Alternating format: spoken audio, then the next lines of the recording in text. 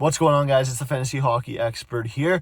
Week 4 starts today, and that means it's time for a new video. So, bit of a different style here. I'm just on a quick lunch break, so I thought I'd make this video now so it could be posted for you before the slate begins tonight. We got 2 big games on the schedule, including my Bruins, who have a big one against the Senators tonight. So, Atlantic Division matchup.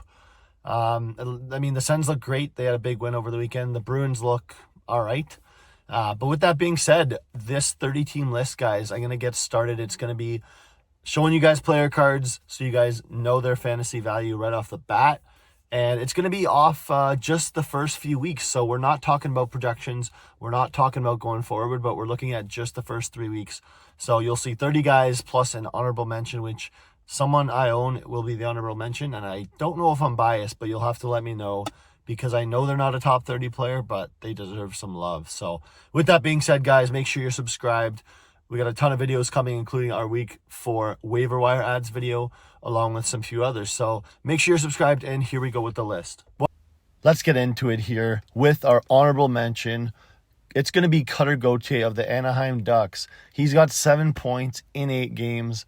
He has 38 shots, which is second in the NHL behind Nathan MacKinnon. Now, this is not something I expected from Gauthier. I was expecting more of a points guy with a bit of shot volume, but he's a sophomore sniper, guys. He's got an elite shot, and he's one hot streak away from cracking the top 30.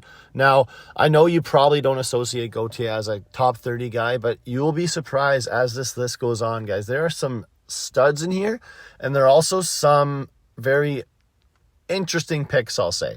So, let's get into number 30, and that is a guy who had a massive game on Saturday night. That's Dylan Cousins. So Dylan Cousins, guys, he's a point-per-game guy right now on the Ottawa Senators. He also is not afraid to throw the body. He's tied for 10th in hits this season among forwards, while having 9 points in 9 games. And you know what? He's filling his job perfectly in Ottawa, while Josh Norris, on the other hand, is not working out for those Buffalo Sabres. He remains injured. Let's get on to number 29. That is Scott Wedgwood, guys. He's 4-1-0 with a .932 save percentage and a 182 goals against average. He's very reliable with some elite ratios. Now, he did lose over the weekend, but that being said, we don't know what the kind of Blackwood stuff looks like. He could remain in the top 30, so you just don't know if Blackwood's really going to return before November, even mid-November. So that being said, roster him, don't drop him yet. Let's get into number 28. That's going to be Evgeny Malkin. So talk about vintage form. Talk about an true unk right there. So 14 points in 9 games played. And, he's on power play 1 for the Penguins, who are absolutely rolling. If you guys need a streaming option, he's a great option if he's available in your league, because he does play 4 times this week, and he does play on Monday night. Let's get into number 27, actually. That's Logan Thompson here of the Washington Capitals. He's 5-1-0, guys, with a 1.5 goals against average. So he did not play in the blowout loss to the Sens. Not surprising, but a .938 save percentage. To see this guy not be on Team Canada is going to be a little interesting, but he's a goalie of the month candidate. He might win the October goalie of the month and might be in the 3 stars of the month too. We'll have to see, but Washington is on to a hot start mainly because of him. Let's get into 26. It's Austin Matthews of the Toronto Maple Leafs. He's a bit of a buy low, but guys, that Leafs team doesn't look the same without Mitch Marner, let's be honest. I'd love to hear what you guys think, but I had a buddy who went to the game and he was not impressed with the way the Leafs are entering the zone. I'm a little shocked, but Matthews gets the shot volume, guys. He gets the goals, more goals coming, and he's kind of the guy. He's the captain. Expect another 80-plus point season from him. Number 25 through 3 weeks is Anton Lundell. Really stepped up for Florida with their injuries, guys. They've struggled, but you know what? He's not part of that struggle. He's producing. He's like a Marshy, where producing no matter what. They've kind of figured it out. They had a shutout win over Vegas the other night, which was huge. And Lundell's going to be in that top 6 for pretty much the whole season. So no stress there. You should be rostering him. Now, number 24, guys. He had a massive OT winner last night. That's Macklin Celebrini. You probably saw him on the thumbnail. He's number 24. He has 12 points in 8 games. Just a rookie kind of sensation from last year who's carried it on to his sophomore season. And, he looks great. So he's got poise, and he's going to carry that on to Team Canada if he does play for Team Canada, which I don't think he did make the roster, but it's going to be something we look back on, and it's going to be interesting. Next up, guys, Clayton Keller at 23. Man, he makes Utah look great. He's one of the few guys that produces consistently, and it doesn't have to be in the goals category. He just leads by example, gets a ton of apples, such a great playmaker, and he's at point per game pace right now. Next up, guys, is Jesper Bratt at the 22. So Jesper Bratt, guys, he's thriving with Jack Hughes as always, but he also can do it alone. When Hughes is hurt, we see him producing constantly. Let's go on to number 21. That's Elias Lindholm of the Boston Bruins. Leads the NHL in face-off wins, guys. And he also has the best face-off percentage for someone who actually takes draws every game. He's a multi-cat weapon playing with David Pastrnak at multiple points of the game. And someone you just should keep rostered. Don't expect a ton of production, but they did sign him to a $6 or $7 million deal for a reason. So he'll be the guy in Boston leading the middle. So let's get on to number 20. I'm really excited about this guy, Dylan Guenther. He scored last night again. No surprise there. He's emerging as kind of just that power play threat, while you also see Mikhail Sergachev on the point. I mentioned Mikhail Sergachev in my other videos, guys. He was a buy low, and now he's really thriving. Top 70 player right now in Yahoo leagues. Let's get on to 19. It's Cale Makar. Leads the NHL in plus minus with being plus 11, and he's a top fantasy D-man. We know that. He's one of the number one D-man so far. He'll emerge as the number one guy, no doubt. Now, this is a little weird saying this here at number 18. It's Connor McDavid, guys. 1 goal, 11 assists. We may never see him this low on a list again, but I mean, he still does it kind of night in, night out.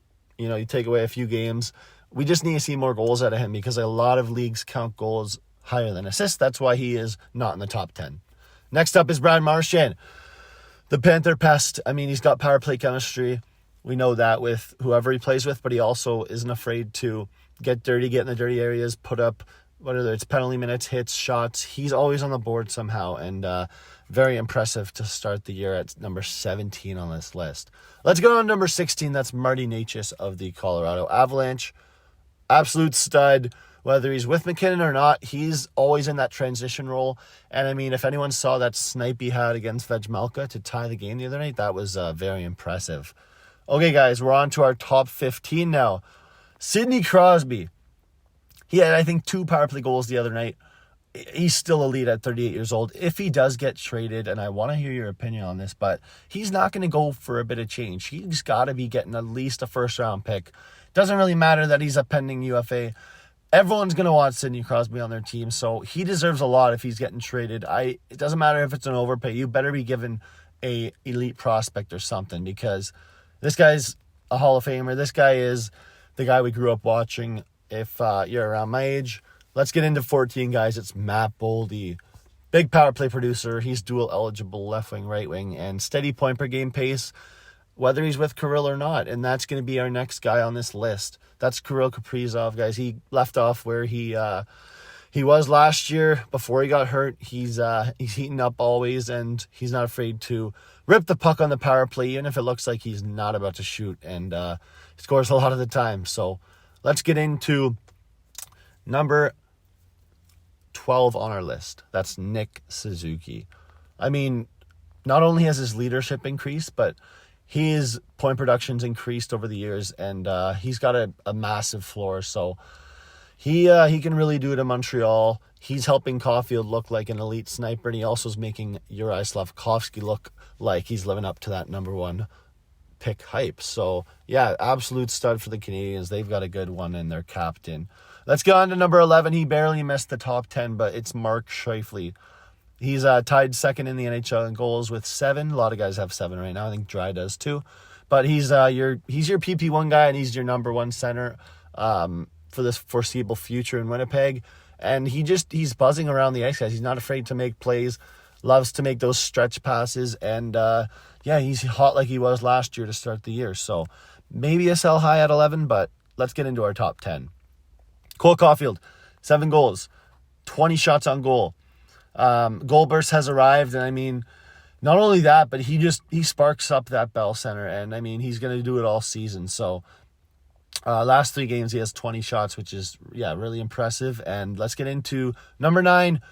This guy's on the IR, but I had to include him. It's Mark Stone. So despite missing pretty much all of week 3, guys, he's number 9 because of his electric production with the centerman, which I'll name later on.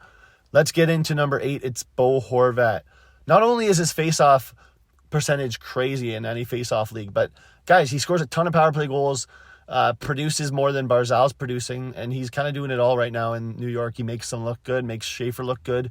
So yeah, he has some incredible production, especially in the hit and shot category too. Next up, Seth Jarvis, 7 goals. Ton of game-winning goals too. If your league counts game-winning goals, he's very impressive. And I mean, he's the guy on Carolina right now outside of Sebastian Aho. We're seeing some slow starts from some other guys like Ehlers and Svetch, but I'm not too worried about that. Jarvis is doing a great job, and he has triple eligibility or tri-eligibility, whatever you want to call it. Number 6 is Adrian Kempe.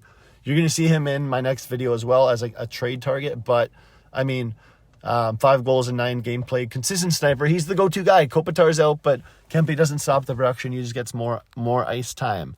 Now it's time for our top 5, guys.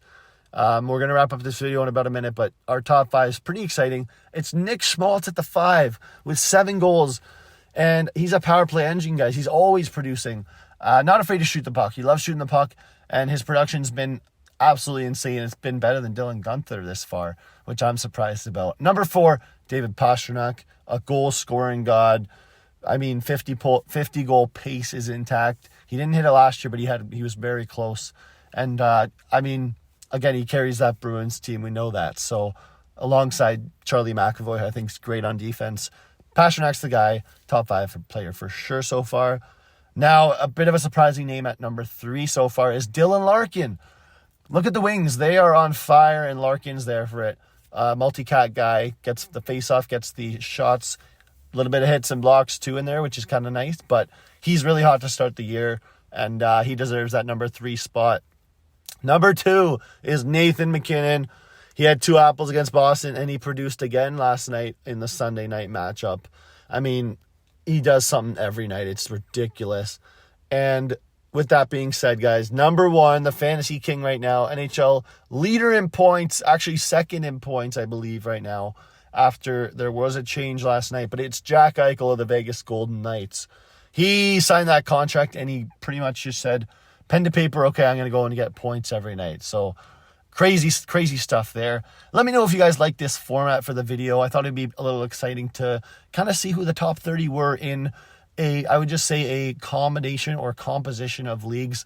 I combined all my league stats for this, guys. So if you guys enjoyed, please leave a like and subscribe, and we'll be back with another video tomorrow for your week 4 waiver wire. Cheers.